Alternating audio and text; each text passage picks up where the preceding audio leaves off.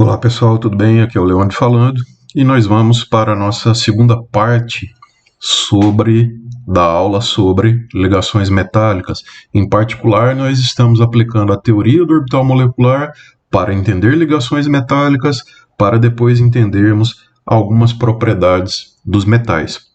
Só relembrando, o que diz a teoria do orbital molecular? É uma teoria que diz que átomos têm os seus orbitais atômicos e quando esses átomos se aproximam, esses orbitais atômicos dos átomos isolados combinam-se para formar orbitais moleculares, que são entidades deslocalizadas, que, como mostrado na videoaula anterior, são orbitais que se espalham por toda a molécula. Particularmente, nós vimos uma rede de átomos de hidrogênio e eu mostrei para vocês os orbitais moleculares formados por essa rede, quando os orbitais atômicos de cada um dos hidrogênios interagiam, formando um orbital molecular que se estendia por toda a rede dos átomos de hidrogênio. Então, o que eu queria com aquilo? Mostrar para vocês como é que é mais ou menos, sob o ponto de vista de orbitais, como é que é a estrutura eletrônica de um sólido, porque um sólido podemos imaginar como sendo vários átomos interagindo com os seus vizinhos, ok? Então, foi onde paramos na última videoaula sobre ligações metálicas, parte 1. Outra coisa que eu queria lembrar é que nós também vimos, à medida que você vai aumentando o número de átomos interagentes, né, que no caso eu tenho 2 átomos de lítio, formando dois orbitais moleculares, 4 átomos de lítio, formando seus 4 orbitais moleculares, e esse espaçamento de energia entre os orbitais moleculares formados, ele tende a diminuir à medida que você vai aumentando o número de átomos interagentes. De forma que quando esse número de átomos se torna muito grande, tendendo ao infinito, nós basicamente não teremos mais uma separação, um distanciamento energético entre os orbitais moleculares. Então nós vamos ter orbitais moleculares cada vez mais próximos, de forma que quando esse número de átomos tende ao infinito, essa separação entre os orbitais moleculares formados em termos de energia, essa separação não existe mais. Então, isso dá origem ao que a gente chama de banda na teoria dos orbitais moleculares quando aplicada aos sólidos. Então, nós teríamos um conjunto muito grande de orbitais moleculares ocupados, formando não mais uma estrutura como essa aqui, onde eu tenho uma separação apreciável entre os orbitais moleculares. Esses orbitais moleculares eles vão se tornando tão próximos, eles vão ficando tão próximos em energia, que quando o número de átomos interagentes tende ao infinito, essa separação deixa de existir e a gente passa a ter não mais uma estrutura como essa aqui, discreta em termos energéticos, e sim em termos contínuos de energia. Isso aqui que a gente chama de banda, certo? Então, é o agrupamento muito próximo de orbitais moleculares com energias muito próximas. Isso é uma banda. O que é uma banda, então? Que fique bem claro. Uma banda é um agrupamento de orbitais moleculares muito próximos em energia. Praticamente não existe separação energética entre esse grupo de orbitais moleculares. Isso é uma banda. Então, nos sólidos, nós vamos ter uma banda de orbitais preenchidos. Normalmente a gente chama, no estado sólido, a gente chama essa banda de orbitais preenchidos de banda de energia. Tá? Então nós vamos ter uma banda de energia, que é uma banda de orbitais moleculares ocupados por elétrons, e uma banda de orbitais moleculares vazios, onde nós não vamos ter, em princípio, elétrons ali. Mas a gente tem que ter em mente desde já que Se você der energia para esses elétrons, principalmente esses elétrons do topo aqui, né? Se eles absorverem uma energia, quantidade adequada de energia, eles podem sair aqui da banda ocupada e vir para essa banda vazia, essa banda onde em princípio não tinha elétrons, certo? Então, dando energia para esses elétrons, ou seja, excitando esses elétrons podem migrar da banda ocupada por elétrons para essa banda que em princípio estava desocupada. Isso vai ser importante futuramente para a gente entender propriedades dos metais. Para vocês terem uma ideia da quantidade de orbitais moleculares que podem ser formados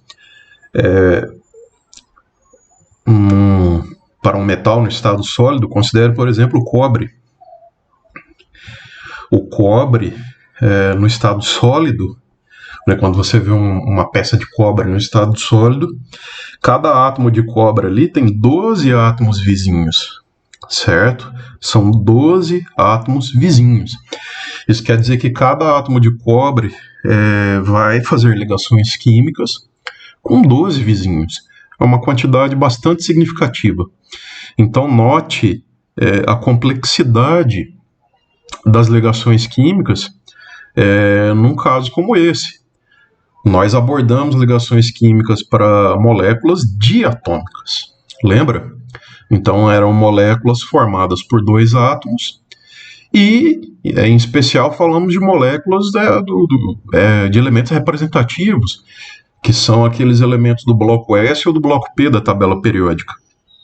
Então, esses elementos químicos, eles usam orbitais S e orbitais P para fazer ligações químicas. Então, um orbital S, 3 orbitais P, são 4 orbitais de valência para fazer ligações químicas. E lembra já a complexidade que era aqueles diagramas de orbitais moleculares? Então, agora pensa, cada átomo de cobre no estado sólido tem 12 átomos vizinhos. Então imagina um átomo de cobre fazendo ligações químicas com 12 átomos vizinhos e ainda considere, olha só, a estrutura, a distribuição eletrônica de um átomo de cobre. Aqui é importante observar, talvez você não esteja tão acostumado com essa notação aqui para distribuição eletrônica. Neste caso, se você fizer a distribuição eletrônica para o cobre, você vai perceber que uma parte da distribuição eletrônica do cobre é idêntica à distribuição eletrônica do argônio. Então, ao invés de escrever aquele monte de níveis e subníveis de energia, o pessoal usa normalmente essa notação aqui. Então, no lugar da distribuição, que é idêntica à distribuição eletrônica do argônio, usa-se essa simbologia aqui, o símbolo do elemento argônio entre colchetes, e a diferença entre essas distribuições eletrônicas do cobre e argônio fica aqui, para a camada de valência do cobre. A camada de valência do cobre, ela pode ser representada por esta notação que você está vendo aqui no slide. Então, o átomo de cobre tem 10 elétrons no subnível D e 1 elétron lá no subnível S. A gente normalmente está acostumado lá para os elementos representativos considerar como elétrons de valência, a camada de valência, aquele último subnível preenchido, né? Lá na última camada. Aliás, o último subnível preenchido e mais aquele outro subnível completo, né? Tem que olhar lá, lembra? Fazer a distribuição eletrônica e você vai ver que, em princípio, para o cobre, você poderia considerar para ele como subnível de valência só o 4s. Mas os elementos do bloco D da tabela periódica, os elementos de transição, eles também usam esses elétrons mais internos, no caso 3d10 aqui do cobre, também para fazer ligações químicas. Resumindo a história, para o cobre, a camada de valência dele é essa aqui, ó, 3d10, 4s1, que vai um pouco em uma direção diferente do que a gente está acostumado para os elementos representativos. tá? Então, veja só o número de elétrons. São 10 elétrons no subnível D e mais um elétron no subnível S. Total de valência, de elétrons de valência para o cobre, 11 elétrons de valência. Então, são 5 orbitais aqui e um orbital aqui. Então, é um número grande de elétrons, 11 elétrons, distribuídos em 5 mais 1, 6 orbitais de valência. E ainda cada átomo de cobre tem 2 vizinhos. Então, 12 vizinhos. Então, imagina a complexidade do diagrama de orbitais moleculares que não vai surgir neste caso. Então, isso é só para você ter uma visão, um panorama geral da complexidade que teria um diagrama de orbitais moleculares no estado sólido, em especial para os metais de transição. Eu gostaria de comentar aqui também sobre essa distribuição, outro detalhe sobre a distribuição do cobre, né? Se você usar o diagrama clássico que você tanto já usou para distribuir elétrons, você colocaria provavelmente aqui a distribuição 3D9, 4S2, certo? Acontece com frequência para os metais de transição que eles fogem um pouquinho da distribuição que a gente consegue usando o diagrama, certo? Isso é comum para os metais de transição. Então, como é que você vai saber qual é a distribuição correta? Você tem que consultar uma tabela confiável ou um banco de dados confiável para obter essas distribuições eletrônicas. Mas o foco aqui não seria isso, tá? Tratar sobre essas exceções que fogem ao diagrama que você está acostumado a usar.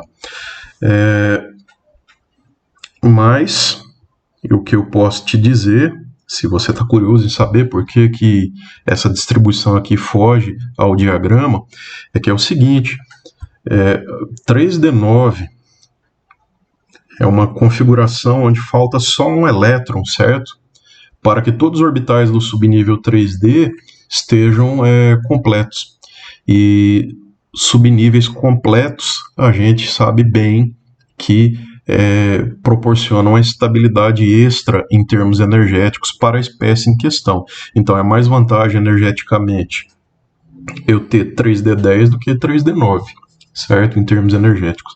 E tem vários outros detalhes que a gente poderia ficar o resto dessa videoaula aqui discutindo por que a distribuição correta é essa, tá? Tem vários detalhes por trás, mas isso fica para uma outra ocasião a gente discutir, para a gente não perder o foco aqui.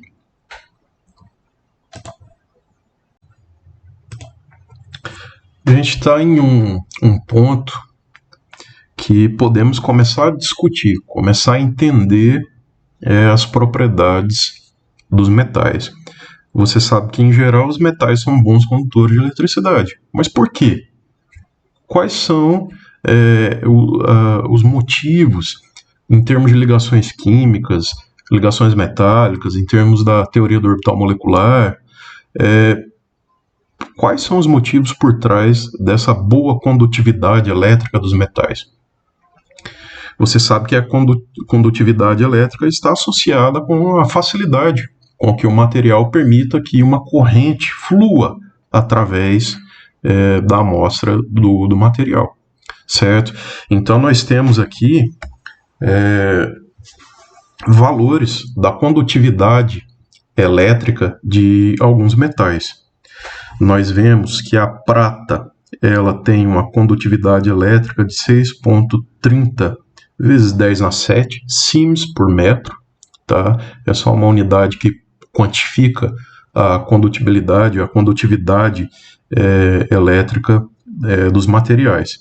Então veja que a prata, entre esses metais destacados aqui, é a que proporciona a melhor condutividade elétrica. Em segundo lugar vem o cobre, com 5,98 vezes 10 na 7 sims por metro. Então, quando a gente olha para esses metais aqui, e são metais com uma elevada condutividade elétrica, se não me engano, a prata realmente é o material que apresenta a melhor condutividade elétrica. Em seguida, nós temos o cobre, né? Então, veja que não é à toa que a gente tem aí que o cobre ele é muito empregado como fio condutor, né? Não é à toa, né? A condutividade elétrica dele é uma das maiores da tabela periódica. Então, apesar de a prata ter uma condutividade elétrica maior, né? Nós temos aí um problema, uma inviabilidade financeira, né? Em substituir os fios de cobre por fios de prata, né? E com certeza deve ter outras propriedades também que impediriam essa substituição, né? Além do custo para se fazer isso. Mas, enfim, quais são os motivos para que os metais sejam bons condutores de eletricidade? A gente vai tentar entender isso agora.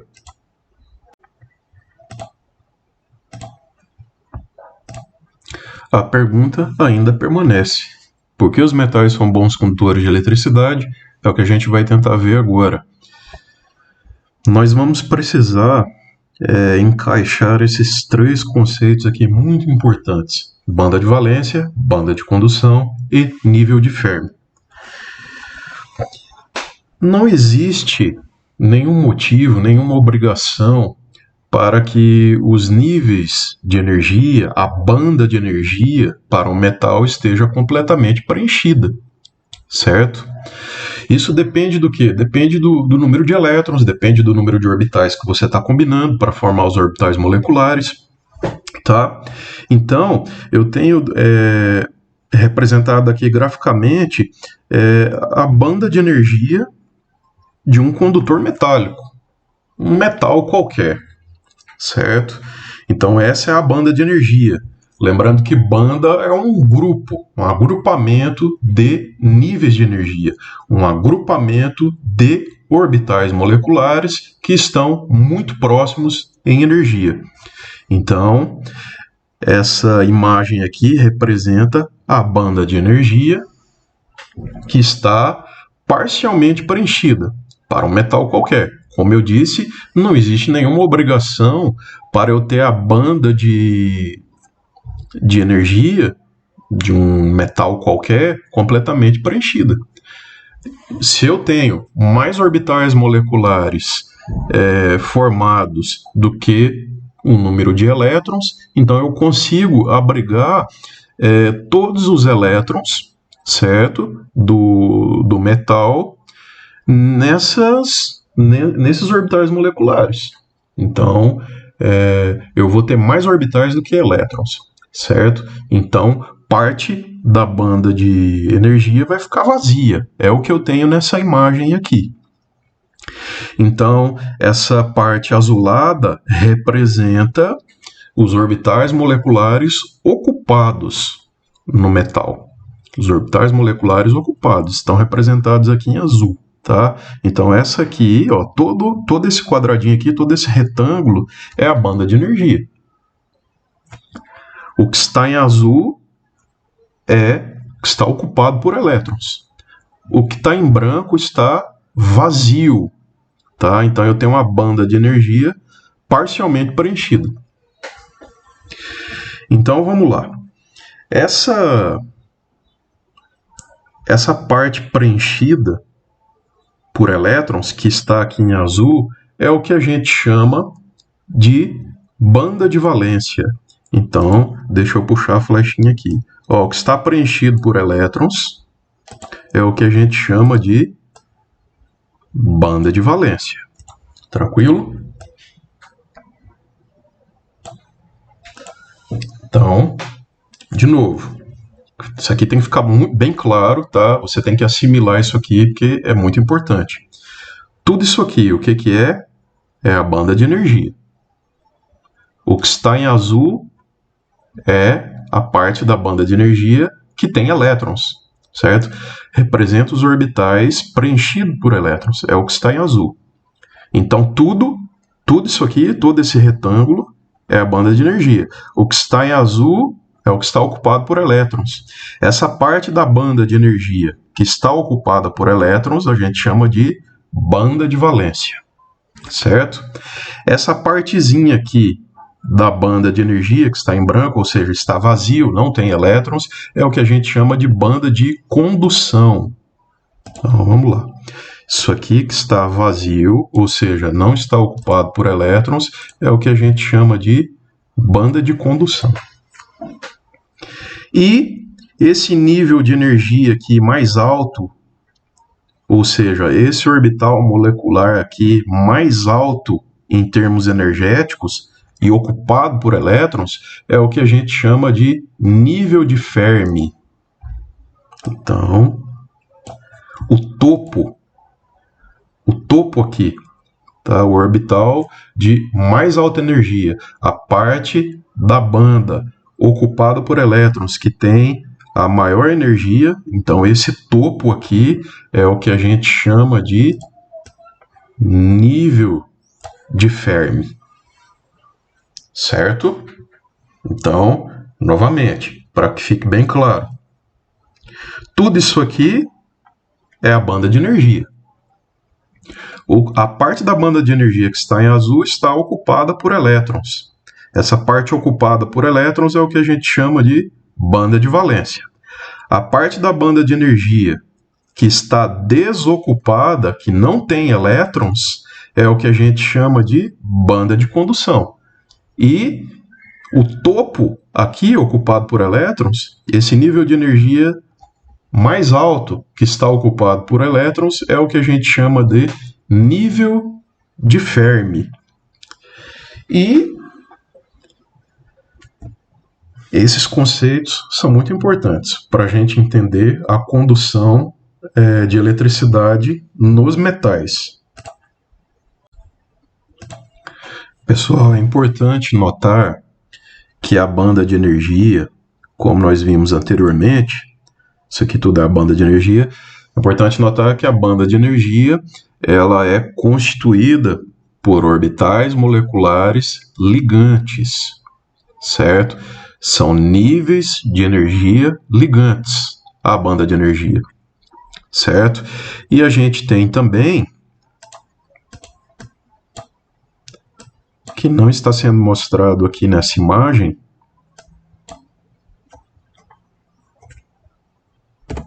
os níveis de energia constituídos pelos orbitais moleculares antiligantes, tá? Eu poderia desenhar aqui, ó, tá? Eu ainda poderia desenhar aqui uma banda de energia constituída por orbitais moleculares de alta energia, tá? Evidentemente está vazio também, não tem elétrons, e tem esse gap energético aqui, tá? Então eu tenho a banda de energia, que são constituídas pelos orbitais moleculares ligantes, e eu tenho a outra banda, constituída por orbitais moleculares antiligantes.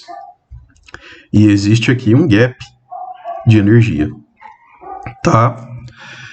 Então, essa parte da banda de energia aqui, ó, toda essa banda de energia é constituída por orbitais moleculares ligantes, tá? E nem todos esses orbitais moleculares ligantes, neste caso aqui, estão preenchidos por elétrons, só a parte em azul.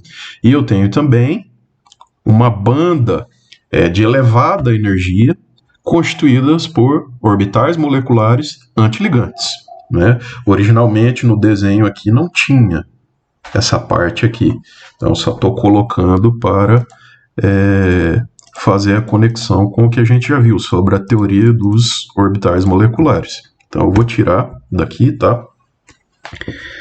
Então, um condutor metálico, ou seja, uma espécie, uma amostra de um material que conduza eletricidade, vai ter a sua banda de energia parcialmente preenchida, certo? É o caso do cobre, é o caso da prata, é o caso do ferro, é o caso do alumínio, certo? Então, por que que esses metais são bons condutores de eletricidade? É o seguinte, essa parte desocupada aqui, ela não tem diferença energética para a parte ocupada. Então, os elétrons aqui no nível de Fermi podem tranquilamente, certo?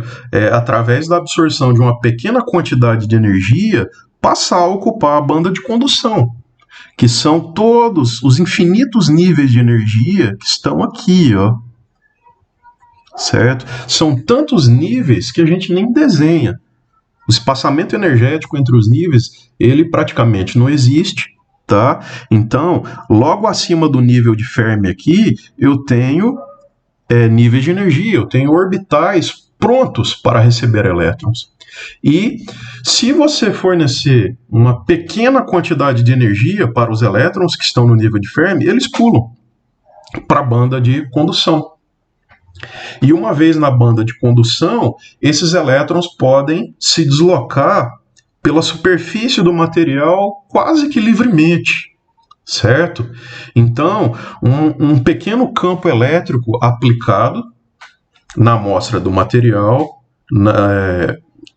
essa pequena quantidade de energia, a pequena quantidade de energia que esse campo elétrico carrega já é suficiente para mandar os elétrons do nível de Fermi para a banda de condução, e esses elétrons podem se deslocar, se movimentar por toda a superfície do metal tranquilamente. Tá? Isso explica a condutibilidade, a grande condutividade, condutividade de eletricidade para muitos metais, certo?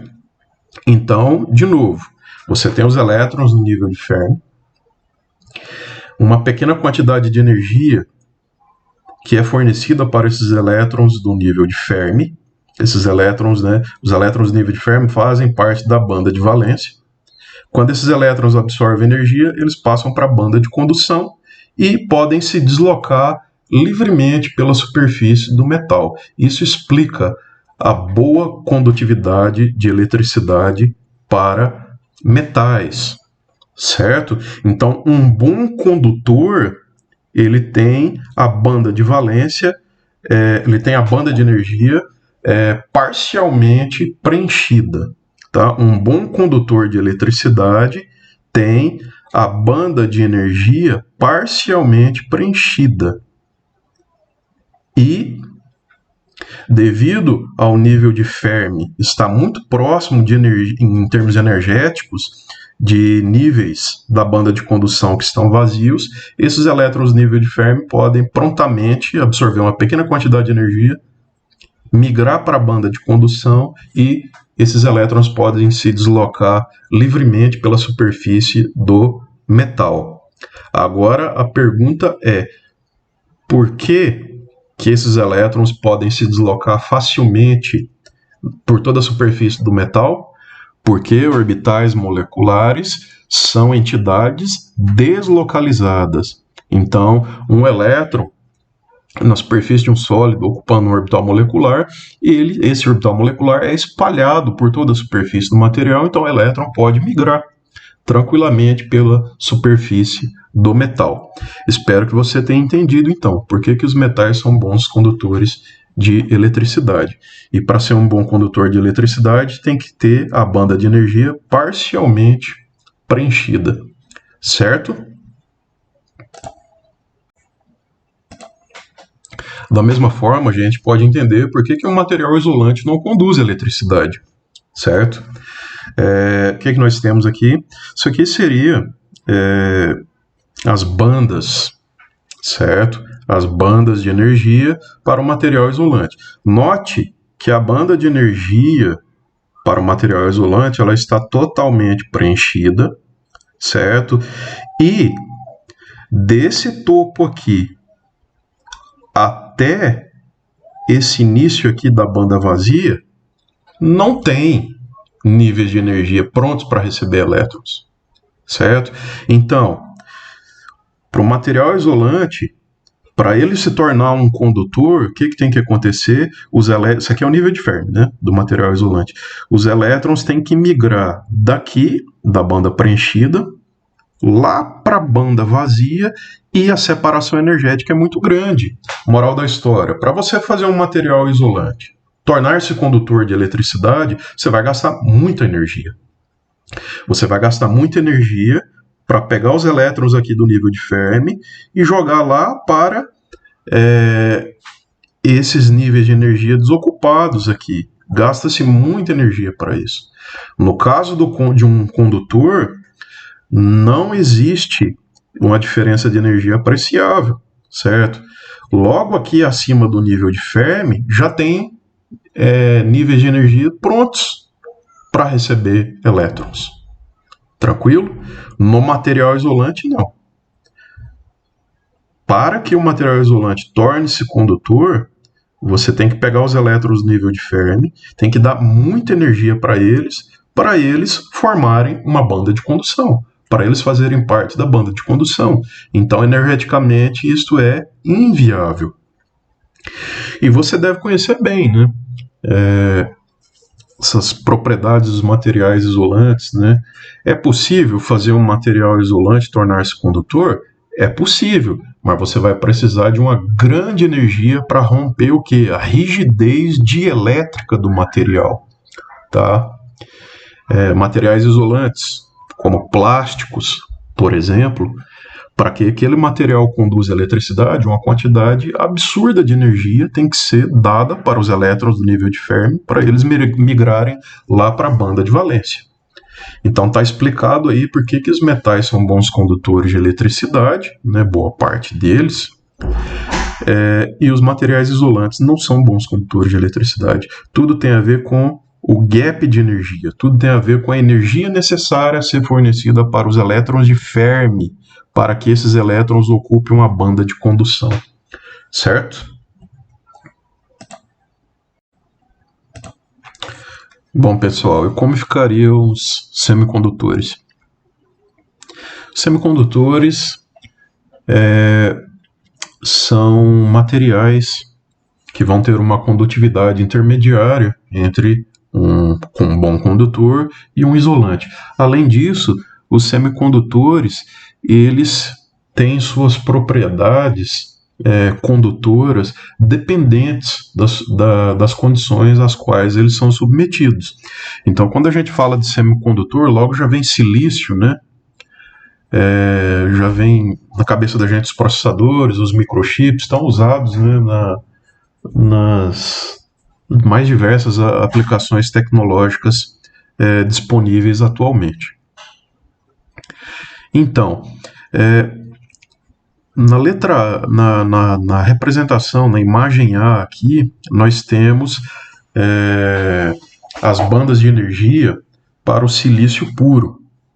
No caso B, nós temos o silício dopado com fósforo. E no caso C, nós temos o silício dopado com galho.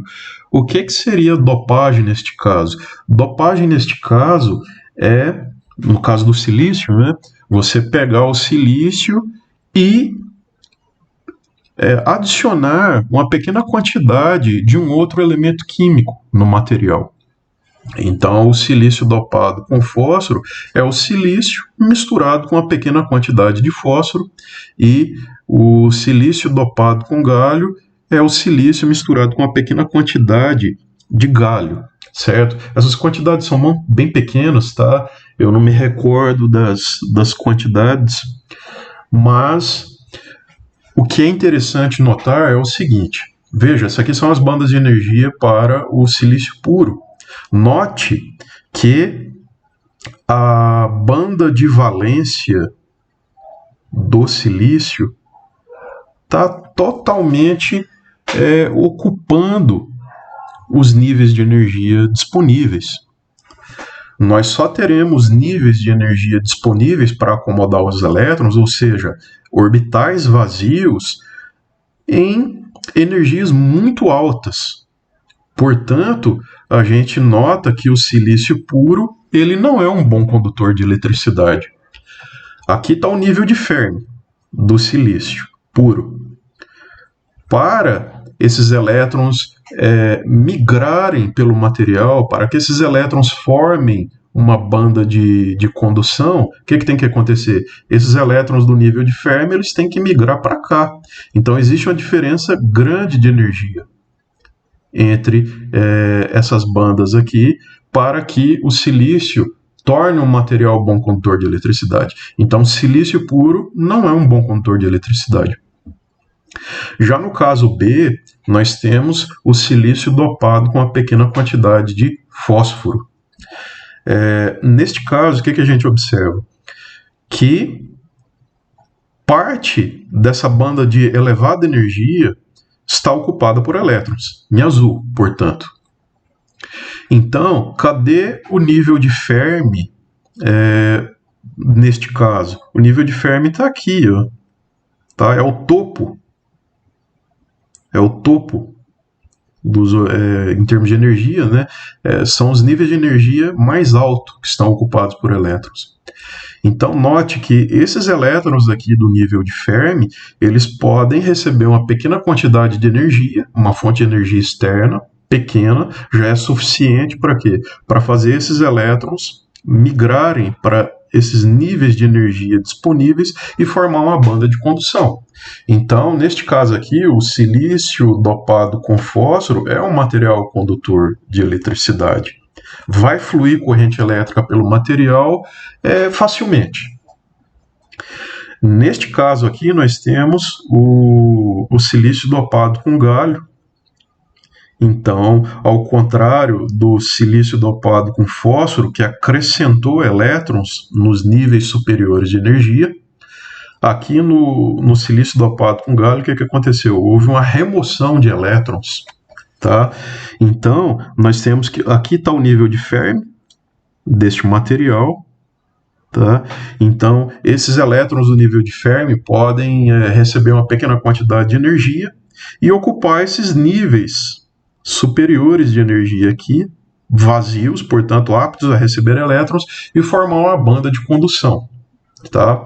Mas por que com fósforo acrescenta elétrons e com galho retira elétrons, né? Entre aspas, acrescenta e retira. Aqui é o seguinte, o silício ele está naquele grupo 14 da tabela periódica, portanto tem 4 elétrons de valência.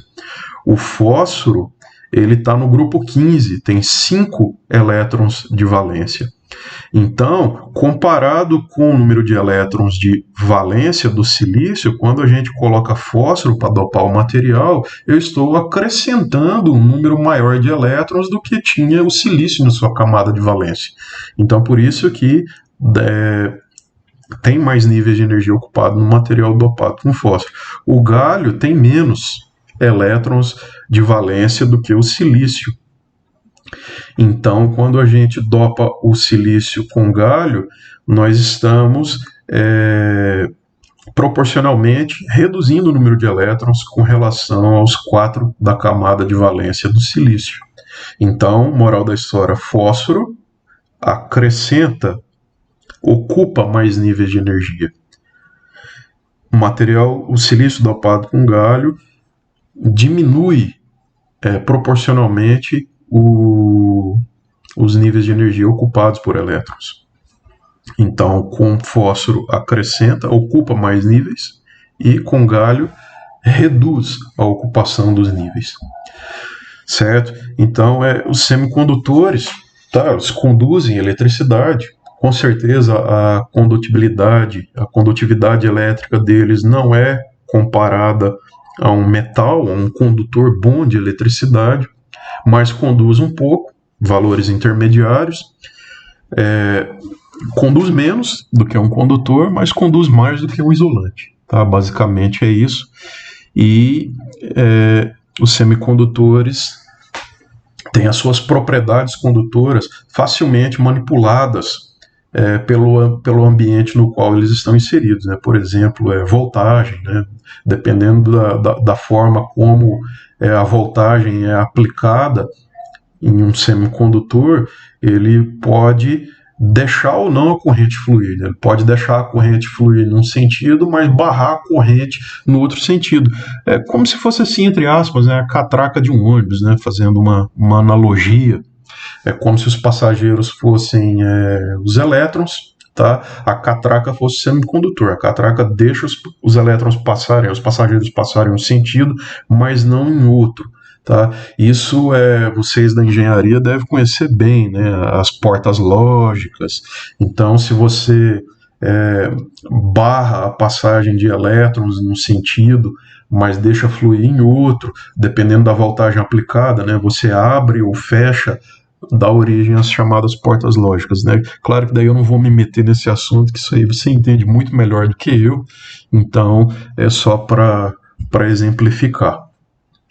Resumindo, então, né, aqui na imagem A nós temos um material que não é condutor, porque nós não temos níveis de energia vazios prontamente disponíveis em termos de energia, certo?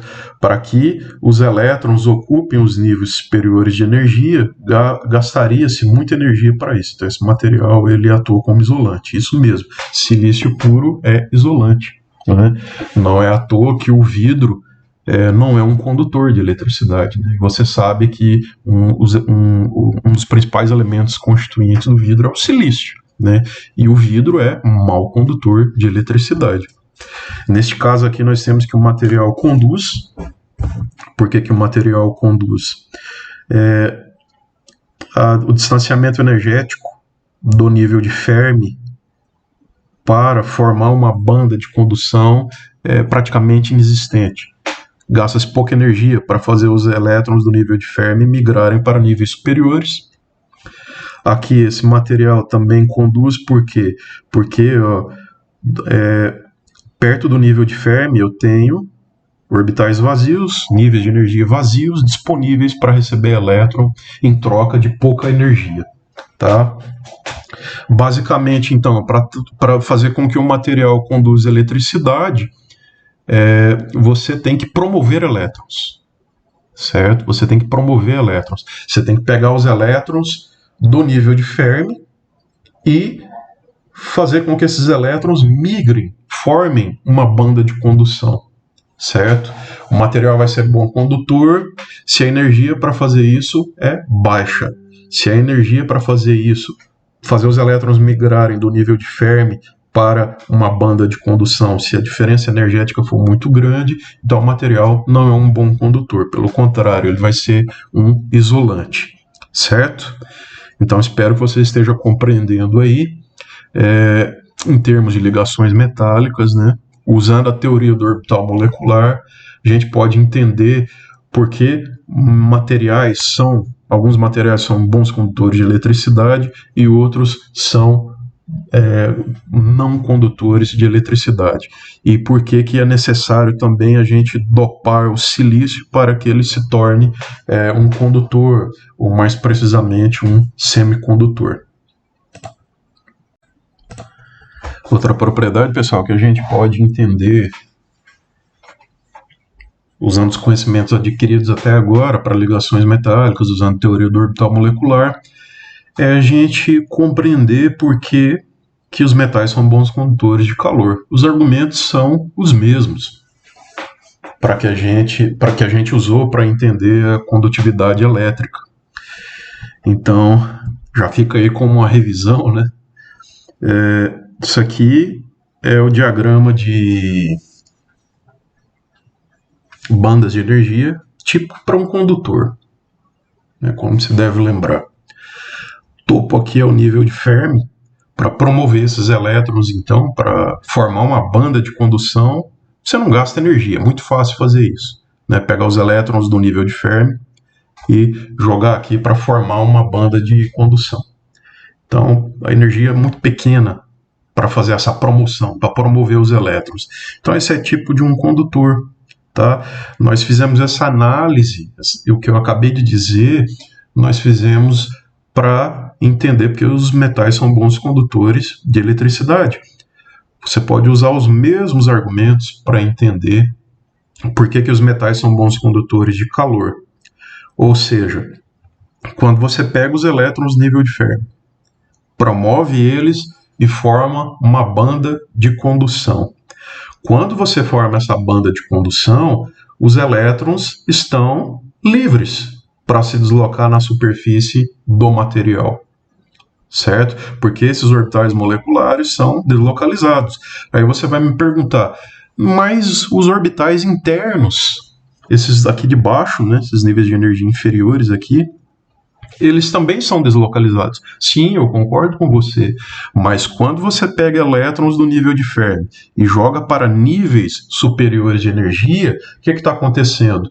O material vai perdendo cada vez mais o controle sobre aqueles elétrons.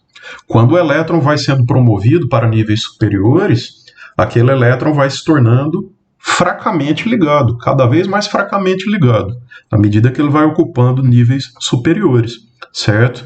Então, esses elétrons promovidos do nível de Fermi para formar uma banda de condução, eles são elétrons que podem se deslocar livremente pela superfície do material, tá? E podem, os elétrons são portadores de eletricidade, são portadores de carga, então eles vão conduzir eletricidade, e esses mesmos elétrons que vão estar livres para se deslocar na superfície do material também vão carregar consigo o quê? Energia cinética. Ou seja, vão conduzir calor, vão transferir calor de uma parte do material até outra parte, já que eles estão livres para se deslocar. Então, o elétron, quando se desloca pela superfície do material, além dele levar eletricidade, além dele levar carga, ele está levando o quê? Energia cinética, ou seja, está conduzindo calor de uma parte do material até uma outra parte, um outro ponto qualquer do material. Certo? Espero que você tenha entendido. E para os materiais isolantes, o raciocínio é o mesmo. Né? Normalmente, né, para os metais, normalmente nesse contexto de ligações químicas aplicadas ao estado sólido, um bom condutor de eletricidade é também um bom condutor de calor. E no caso do isolante, o que acontece? Nós temos aqui o nível de Fermi do material isolante. Para pegar esses elétrons do nível de Fermi e jogar para níveis superiores, formando uma banda de condução, é muito difícil. Gasta-se muita energia para isso. Então, se você não consegue promover os elétrons, você não consegue fazer os elétrons deslocarem-se facilmente pelo material. Se os elétrons não deslocam-se facilmente pelo material, não conduz eletricidade e também esses elétrons não vão estar conduzindo, não vão estar levando energia cinética, não vão estar transmitindo calor para diversos pontos do material. Então, isso explica por que os metais são bons condutores de calor. Os argumentos são os mesmos para entender por que eles são bons condutores de eletricidade. E por que os metais são tão maleáveis, pessoal? Afinal, esse slide aqui é interessante a gente notar que a gente consegue pegar, por exemplo, o cobre, transformar ele em tubos, em cabos, em fios das mais diversas bitolas. Você consegue pegar o aço, né, que é uma liga metálica, e você consegue fazer ele em formato parafuso, fazer uma arruela, fazer uma porca. Você consegue pegar o ouro e moldá-lo tão facilmente, fazer alianças, né? Isso aqui é uma lâmina de estilete, né? Uma lâmina tão fina, né? Você consegue pegar os metais e transformar eles em lâmina e dobrar eles nos mais diversos formatos, né? Você consegue fazer isso. E quem nunca viu, né? Durante um voo, você consegue ver, né, as asas do avião vibrando, né, sofrendo uma deformação, e, no entanto, felizmente, né, na maioria das vezes, a asa do avião não se rompe. Né? Então, como isso é possível? Né? Por que os metais têm essa propriedade? Eles são tão maleáveis, você consegue manipulá-los, dobrá-los tão facilmente. O mesmo não acontece com diversos outros materiais que você conhece, inclusive muitos presentes no seu dia a dia, né? Por exemplo, um material aí que seja cristalino, né? Os metais também têm uma estrutura cristalina que a gente ainda não falou sobre ela, mas tem. Eu só comentei rapidamente, né, que o cobre faz ligações ali, cada átomo de cobre com 12 vizinhos. Também me recordo que na nossa primeira aula, né, a parte 1 desse tópico, também eu mostrei uma imagem ali de uma superfície metálica onde tinha diversos átomos próximos entre si, fazendo ligações químicas, portanto. E se você pegar aí um material cristalino também, como metal, mas que não é tão maleável assim, pega aí um material cerâmico, certo? Um material cerâmico, você já deve ter visto isso, uma porcelana ou uma outra cerâmica qualquer, quando submetida a um impacto forte, a um choque, o material se estilhaça, né? Se rompe, se fragmenta. O mesmo é válido para o vidro e tantos outros materiais cristalinos, né? Ou seja, estado sólido. E o mesmo não acontece com os metais. Você consegue dobrar um metal. O metal é com relativa facilidade. Esse metal, essa superfície desse material sofre uma deformação, no entanto, não rompe facilmente. Né? Por que isso? Olha, tem várias outras coisas envolvidas que nós vamos omitir aqui, afinal o foco aqui é voltado a ligações metálicas e também nós estamos aqui em um curso introdutório, mas basicamente é o seguinte: como o material tem os metais têm aqueles elétrons formando uma banda de elétrons que podem se deslocar por todo o material, se você dobrar uma superfície metálica, você está deslocando os átomos da sua posição original, correto? Você concorda comigo? Você está dobrando deformando a superfície de um metal, você está mudando os átomos da sua posição original, tá? E como os elétrons têm relativa facilidade para se deslocar na superfície do material, então aquele novo arranjo, aquela nova posição que você está colocando os átomos, a estrutura eletrônica do material também sofre arranjo e consegue acomodar essa mudança que você promoveu na superfície do metal, deslocando os átomos de lugar.